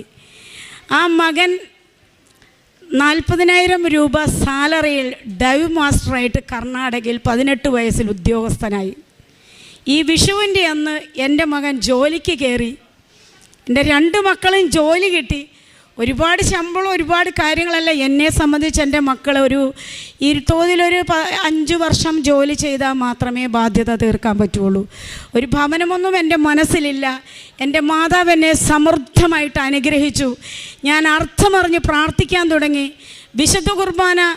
എനിക്കിപ്പോൾ സങ്കടം എന്താണെന്ന് ചോദിച്ചാൽ, കഴിഞ്ഞു പോയ വർഷങ്ങളെ ഓർത്താണ് എനിക്ക് സങ്കടം. ദൈവത്തെ അറിയാതെ ജീവിച്ച വർഷങ്ങൾ നഷ്ടപ്പെട്ടതിനെ ഓർത്ത് ഞാൻ നന്ദി പറയുവാണ്. കാരണം ഈ നഷ്ടങ്ങൾ വന്നതുകൊണ്ടാണ് എനിക്കിന്ന് ഇവിടെ നിൽക്കാൻ പറ്റിയത്, ദൈവത്തെ അറിയാൻ പറ്റിയത്. ഞാൻ ഇന്ന് ചിന്തിക്കുന്ന ഈ ഭൂമിയിലെ നമ്മുടെ ജീവിതം വളരെ ചെറിയ കാലഘട്ടമാണ്. ഇവിടെ എന്തുണ്ടായാലും നമുക്ക് കാര്യമില്ല. എല്ലാവരും ഉണ്ണുന്നു, ഉറങ്ങുന്നു, മരുന്ന് വാങ്ങുന്നു, ആഡംബരം, അവസാനം വിശ്രമം അവിടെയാണ്. എൻ്റെ സമ്പാദ്യം എനിക്ക് അവിടെയാണ് വേണ്ടത്. ഭൂമിയിൽ എനിക്ക് സമ്പാദ്യം വേണ്ട എന്ന് ഞാൻ തീരുമാനിച്ചു. എൻ്റെ മക്കളോട് 1 മണിക്കൂർ ഞാൻ വചനം പറയും. എന്തെങ്കിലും പറയാൻ വരുമ്പോൾ മമ്മി വയ്ക്കുമെന്ന് പറയുന്ന കുട്ടികൾ കണ്ണ് സൗഖ്യപ്പെട്ടതോടുകൂടി എൻ്റെ ഇളയ മകൻ ഇന്നലെ 1.5 മണിക്കൂർ സമയം ഞാൻ വചനം പറയുന്നത് കേട്ടിരുന്നു. ഞാൻ പറഞ്ഞു, മകൻ എൻ്റെ കൂടെ വരുമ്പോൾ കൃപാസനത്തിൽ വരണം, അമ്മയുടെ അടുത്ത് വരണം, നന്ദി പറയണം, ഒരു നേരമെങ്കിലും ഇല്ലാത്തവർക്ക് 10 രൂപ അറിഞ്ഞു കൊടുക്കണം. എൻ്റെ മക്കൾ എനിക്കൊരു കൃപ കിട്ടി. 500 രൂപയുടെ ആവശ്യമാണെങ്കിൽ അവർ 100 രൂപയിൽ ഒതുക്കാമോ എന്ന് നോക്കും. എൻ്റെ മകന് ജോലിക്ക് കയറി, ചെരുപ്പ് വേണം. അപ്പോൾ എന്നോട് പറഞ്ഞു, മമ്മി ചെരുപ്പില്ല, മമ്മി എനിക്കൊരു 500 രൂപ ഇട്ട് തരാം മകനെ എന്ന് പറഞ്ഞ് ഇന്നലെ അവൻ എന്നോട് വിളിച്ചു പറഞ്ഞു, മമ്മി 300 മതി. ഞാനൊരു 250 രൂപയുടെ ചെരുപ്പേ വാങ്ങിയിട്ടുള്ളൂ. അങ്ങനെ ഒരു വലിയ കൃപ എനിക്ക് തന്നു. നമ്മൾ പറയും മക്കളാണ് ഏറ്റവും വലിയ സമ്പാദ്യം എന്ന് പറയുമെങ്കിലും നമ്മളത് പറച്ചിലിൽ മാത്രമേ ഉള്ളൂ. മറ്റുള്ള സമ്പാദ്യങ്ങൾക്ക് പുറകെ പോകും. എന്നെ സംബന്ധിച്ച് പൂർണ്ണമായിട്ടും എനിക്ക് സമ്പാദ്യം എൻ്റെ മക്കളും ഈശോ തന്ന കുറേ കൃപകളും. അതിന് ഞാൻ സമ്പന്നയാണെന്ന്, ഞാൻ കോടീശ്വരിയാണ്. എൻ്റെ കടങ്ങൾ ഈ സാക്ഷ്യം കേൾക്കുന്നുണ്ടെങ്കിൽ ഞാൻ പൈസ കൊടുക്കാനുള്ള എല്ലാവർക്കും 1 രൂപയില്ലാതെ ഞാൻ തിരിച്ച് കൊടുത്തിരിക്കും. പഴയതുപോലെ പ്രതാപത്തിലോ അങ്ങനെ ഒന്നും എനിക്ക് വരണ്ട. അന്നന്നത്തെ ആഹാരം എൻ്റെ ഈശോ എനിക്ക് തരുമെന്ന് ഉറച്ച് വിശ്വസിച്ചുകൊണ്ട് എൻ്റെ സാക്ഷ്യം ഞാനിവിടെ അവസാനിപ്പിക്കുന്നു. Praise the Lord. കർത്താവ് നിനക്ക് കഷ്ടതയുടെ അപ്പവും ക്ലേശത്തിൻ്റെ ജലവും തന്നാലും നിൻ്റെ നയനങ്ങൾ നിൻ്റെ ഗുരുവിനെ ദർശിക്കും. നീ വലത്തോട്ടോ ഇടത്തോട്ടോ തിരിയുമ്പോൾ നിൻ്റെ കാതുകൾ പിന്നിൽ നിന്ന് ഒരു സ്വരം ശ്രവിക്കും, ഇതാണ് വഴി, ഇതിലേ പോവുക. യെശയ്യാ പ്രവാചകൻ്റെ പുസ്തകം 30-ാം അധ്യായം 20-ാം തിരുവചനമാണ്. ലിസി എന്ന ഈ മകൾ, ലിസി ബെന്നി, ഈ മകള് തൻ്റെ അനുഭവ സാക്ഷ്യം നമ്മോട് പറയുന്നത് ശ്വാസമടക്കി നാം ഒക്കെ കേട്ടുകൊണ്ടിരിക്കുകയായിരുന്നു. ഒരു വലിയ ബിസിനസ് സംരംഭം, 4000 രൂപയിൽ തുടങ്ങിയ ഒരു ബിസിനസ് സംരംഭം, അത് ഏറ്റവും നല്ല രീതിയിൽ 25-26 ലക്ഷം രൂപ ഡിപ്പോസിറ്റ് വരുന്ന രീതിയിൽ ആക്കിയ മകള് പിന്നീട് ഒരു ഡ്രസ്സ് മാറിയിടുവാനില്ലാത്ത അവസ്ഥയിലേക്ക് വരുന്നു. അങ്ങനെയുള്ള ആ മകൾ ആത്മഹത്യക്ക് വേണ്ടിയിട്ട് മാവേലി എക്സ്പ്രസ് വരുന്നത് നോക്കി വെയിറ്റ് ചെയ്തിരിക്കുമ്പോൾ കൃപാസനത്തിൻ്റെ അമ്മ അവിടെ ചെല്ലുകയാണ്, കൃപാസന മാതാവ് അവിടെ ചെല്ലുകയാണ്. കൃപാസന പത്രം അത് വ്യക്തികളിലൂടെയാണ് നമുക്ക് കിട്ടുക, പക്ഷേ അമ്മ പറഞ്ഞു വിട്ടിട്ടാണ്. ഈ മകൾ ഇങ്ങനെയൊക്കെ പോകുന്നതും ഈ മകളുടെ ജീവിതത്തിൽ സംഭവിച്ചതുമൊക്കെ മറ്റാരേക്കാളും കൂടുതൽ കാനായിലെ കല്യാണ വിരുന്ന് മേൽത്തരം വീഞ്ഞുകൊണ്ട് സമൃദ്ധമാക്കിയ അമ്മ അറിയുന്നുണ്ട്. ആ അമ്മ അവിടെ വ്യക്തികളെ അയക്കുന്നു, കൃപാസന പത്രം അവിടെ ഒരു ഉപാധിയാകുന്നു. ഇതെല്ലാം പ്രിയപ്പെട്ടവരെ നാം കേട്ട് കഴിഞ്ഞതാണ്. എങ്ങനെ ഇന്ന് ഈ മകളുടെ കടബാധ്യതകൾ, അതായത് 4 ദിവസം മുൻപ് വരെ ഭീഷണികൾ മുഴക്കിക്കൊണ്ടിരുന്നവർ ഇന്ന് ഈ മകളോട് തിരിച്ച് അവരിങ്ങോട്ട് പൈസ കൊടുക്കുന്ന ഒരു സാഹചര്യം വരെ എത്തി. അങ്ങനെ ഈ മകൾ ഇന്ന് കടക്കെണികളിൽ നിന്നൊക്കെ മോചിക്കപ്പെട്ട് തൻ്റെ അനുഭവ സാക്ഷ്യത്തിലൂടെ എങ്ങനെ ദൈവത്തിൻ്റെ ഒരു സാക്ഷിയായിത്തീരുന്നു. ഇവിടെ ആ മകൾ വന്നു ചേർന്നതും പിന്നീട് ജീവിതത്തിലുണ്ടായ ഓരോ അവസ്ഥകളും അതിന് സിസ്റ്റർ വിവരിച്ച് പറയേണ്ട കാര്യമില്ല. ഇവിടെയാണ് തിരുവചനം പറയുന്നത്, കർത്താവ് നിനക്ക് കഷ്ടതയുടെ അപ്പവും ക്ലേശത്തിൻ്റെ ജലവും തന്നാലും നിൻ്റെ നയനങ്ങൾ നിൻ്റെ ഗുരുവിനെ ദർശിക്കും. ഒരിക്കലും ഈ മകള് ഈശോയെ തള്ളി പറഞ്ഞില്ല. തനിക്ക് വേണ്ടത് സ്വർഗസ്ഥനായ ഞങ്ങളുടെ പിതാവേ എന്ന പ്രാർത്ഥന. ബഹുമാനപ്പെട്ട ജോസഫ് അച്ഛൻ നമ്മോട് പറയുന്നുണ്ട്, സ്വർഗസ്ഥനായ എൻ്റെ പിതാവേ എന്നല്ല ഈശോ പറഞ്ഞത്, സ്വർഗസ്ഥനായ ഞങ്ങളുടെ പിതാവേ. അതായത് മറ്റുള്ളവർക്ക് വേണ്ടി കൂടി നാം പ്രാർത്ഥിക്കണം, മറ്റുള്ളവർക്ക് വേണ്ടി മാധ്യസ്ഥം വഹിക്കണം.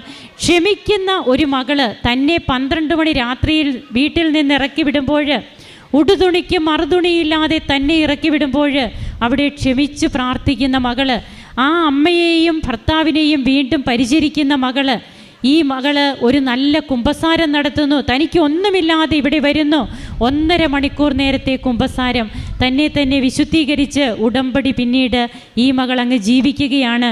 അങ്ങനെ ഈ മകളുടെ ജീവിതത്തിലേക്ക് എങ്ങനെയാണ് കൃപകൾ വർഷിക്കപ്പെട്ടത് നാം കേട്ട് കഴിഞ്ഞതാണ്. ഓരോ സ്റ്റെപ്പ് ബൈ സ്റ്റെപ്പായിട്ട് വളരെ നീണ്ട ഒരു സാക്ഷ്യ വിവരണമാണ്. എന്നാൽ അത് വളരെ ആത്മാർത്ഥമായിട്ട് ഈ മകൾ ഇവിടെ പങ്കുവെക്കുകയാണ്.